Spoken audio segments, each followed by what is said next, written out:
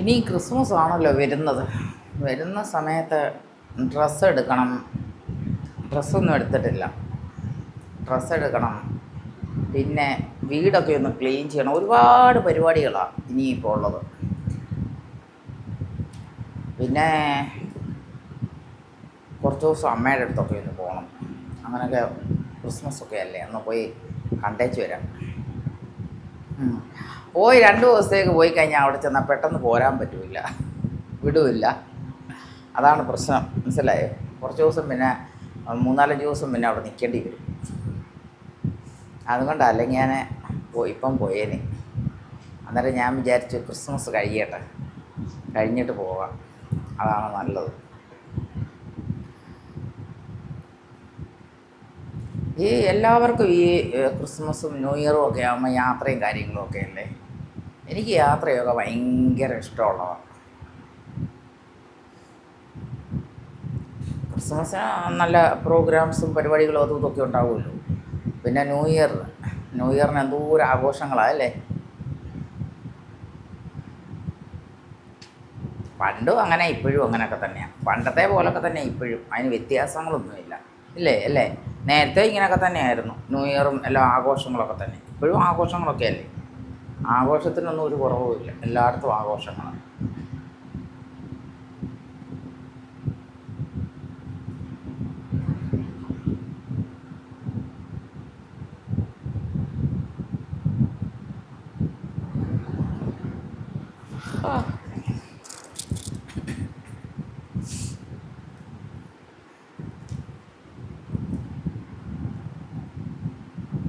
രാവിലെ നല്ലൊരു ചെറിയ ഒരു ഇളം തണുപ്പുണ്ടല്ലേ, ഇല്ലേ? നിങ്ങൾക്കില്ലേ? എനിക്കുണ്ട്. അത് കുളിച്ചവർക്കൊക്കെ ഉള്ളൂ, അല്ലാതെ കുളിക്കാതെ കിടന്ന് ബെഡിൽ കിടന്ന് ഉറങ്ങുന്നവർക്കൊന്നും ഉണ്ടാവില്ല. കുളിച്ചവർക്ക് വരും ഒരു ചെറിയ ഇളം തണുപ്പ്. എനിക്ക് വരുന്നുണ്ട്, നിങ്ങൾക്ക് വരുന്നുണ്ടോ? നിങ്ങൾക്കും ഉണ്ടാവും, കുളിച്ചവർക്കുണ്ടാവും, അല്ലാത്തവർക്കും ഉണ്ടാവില്ല. ഓരോരുത്തരൊക്കെ 8 മണി 9 മണി 10 മണി വരെ കൊണ്ട് ഉറങ്ങുന്നവർക്ക് എന്ത് തണുപ്പ് അല്ലേ. രാവിലെ ഞാൻ എൻ്റെ ഒരു ശീലമാണ്. എത്രയോ വർഷങ്ങൾക്ക് മുമ്പേ എൻ്റെ കുറച്ച് ചെറുപ്പം കാലങ്ങൾ മുതൽ ഞാനുണ്ടല്ലോ ഒരു 4-4:30 മണിയാകുമ്പോൾ എണീക്കും എന്നുള്ളതാണ്. എത്ര നമ്മളിപ്പം 1 മണി 2 മണിക്ക് കിടന്നാൽ പോലും ഞാൻ 4:30 കഴിഞ്ഞാൽ എനിക്ക് ഉറങ്ങാൻ പറ്റത്തില്ല. കാരണം എന്ന് പറഞ്ഞാൽ ഈ 5 മണി സമയത്ത് നമ്മൾ നടപ്പും കാര്യങ്ങളും കുറച്ച് എക്സസൈസും ചെയ്തിട്ടുള്ള ആൾക്കാരായതിൻ്റെ അടിസ്ഥാനത്തിൽ എനിക്ക് പിന്നുണ്ടല്ലോ പിന്നെ ഉറക്കം വരത്തില്ല.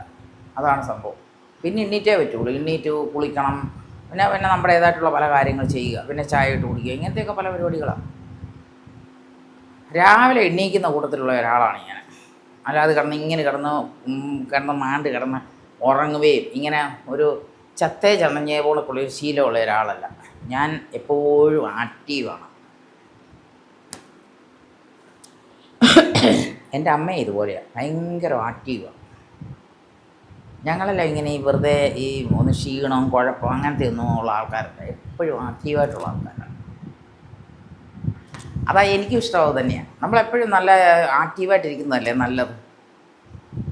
അതാണ്, ആ കൂട്ടത്തിലുള്ളതാണ് ഞാൻ. നിങ്ങളും അങ്ങനെ തന്നെ ആകണം, ആകാത്തവരാകണം. രാവിലെ നമ്മൾ വെളുപ്പിനെ എണ്ണീച്ച് കഴിഞ്ഞാൽ ശരീരത്തിന് നല്ല ഉഷാറാണല്ലേ. രാവിലെ എണ്ണീച്ച് എണ്ണ വരട്ടുകയും കുളിക്കുകയും ഒക്കെ ചെയ്യുന്നവരുടെ ബോഡി നല്ല സൂപ്പറായിരിക്കും, നല്ല ആക്റ്റീവായിരിക്കും, നല്ല ഇതാണ്. അവർക്കൊന്നും അങ്ങനെ വലിയ രോഗങ്ങളും അങ്ങനത്തെ ഒരു പ്രശ്നങ്ങളൊന്നുമില്ല. അല്ലാത്തവർക്കാണ് ഈ വലിയ കിടപ്പുകാരും ക്ഷീണക്കാർക്കും അങ്ങനെയൊക്കെ ഉള്ളതൊക്കെ വലിയ പ്രശ്നങ്ങൾ. അല്ലാത്തവർക്കൊന്നും എൻ്റെ ബോഡിയിലൊന്നും യാതൊരു പ്രശ്നങ്ങളുമില്ല, എനിക്കൊരു വിഷയവുമില്ല. ഞാൻ എപ്പോഴും ആക്റ്റീവ് തന്നെ. നിങ്ങളും അതുപോലെയാണെന്ന് വിശ്വസിക്കുന്നു. Okay, bye bye, see you. അടുത്ത വീഡിയോയിൽ കാണാം.